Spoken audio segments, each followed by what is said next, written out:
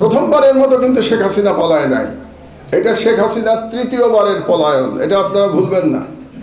ইতিহাস সঠিকভাবে আমাদের সবার জানতে হবে। তিনবার পালিয়েছে শেখ হাসিনা, এটা তৃতীয়বারের পলায়ন। তিনবার, প্রথমবার কবে পালিয়েছে? যখন তার পিতা নিহত হয়েছিল 1975 সালের সেনা বিদ্রোহে, তার পিতা নিহত হয়েছিল এবং বাকশালের পতন হয়েছিল। তখন সে বাংলাদেশ থেকে পালিয়ে, সে তখন বিদেশে অবস্থান করছিল। তারপরে সে 6 বছর দিল্লির আশ্রয়ী ছিল। আপনারা অনেকেই হয়তো জানেন, কেউ কেউ জানেন না। 75 থেকে 81 6 বছর দিল্লির আশ্রয় ছিল এবং দিল্লি থেকে তাকে ব্রেন ওয়াশ করা হয়েছে।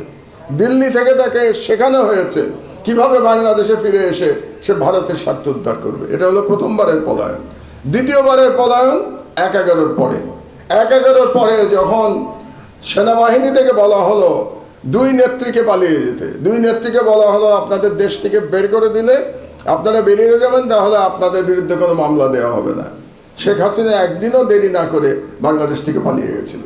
শেখ হাসিনা, বেগম খালেদা জিয়া পালান নাই। She refused.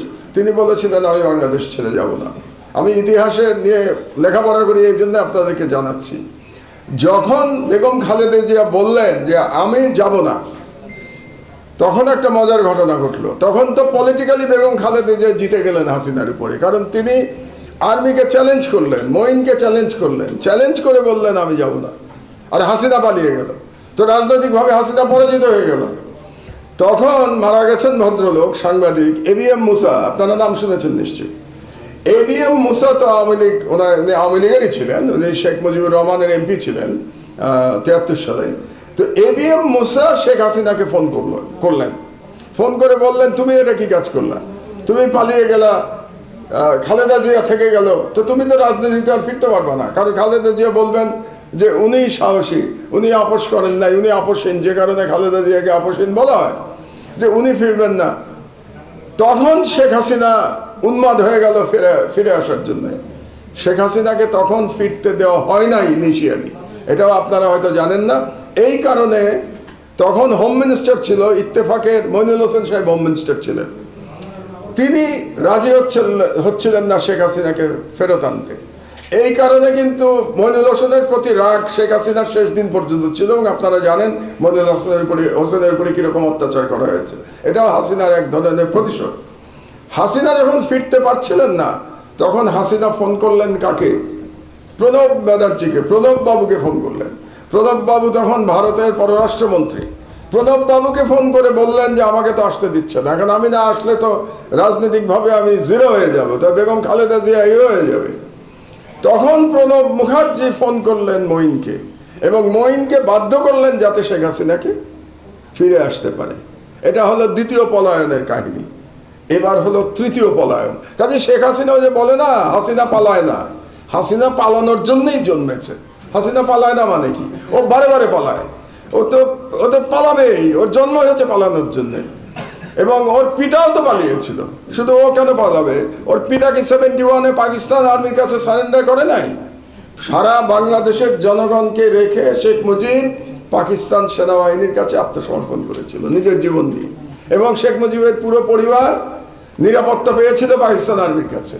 সুতরাং বাংলাদেশের লোক নিহত হয়েছে, বাংলাদেশের লোক মুক্তিযুদ্ধ করেছে, কিন্তু শেখ মুজিব নিরাপদে ছিল, শেখ মুজিবের পরিবার নিরাপদে ছিল। এটাই হচ্ছে 71 সালের প্রকৃত ইতিহাস। এবার সে পালিয়েছে। আমরা কিন্তু চাই এবার পালিয়ে তাকে বাঁচতে দেওয়া যাবে না, এবার তাকে ফিরিয়ে আনতে হবে, ফিরিয়ে তার বিচার করতে হবে। আমি জানি না আপনারা কতজন আমার দেশ পড়েন প্রতিদিন। আমার দেশে গত কয়েকদিনে যে স্টোরিগুলি, আমাদের লিড স্টোরিগুলি গেছে, তার মধ্যে 3টা স্টোরির কথা আমি একটু আপনাদেরকে বলতে চাই।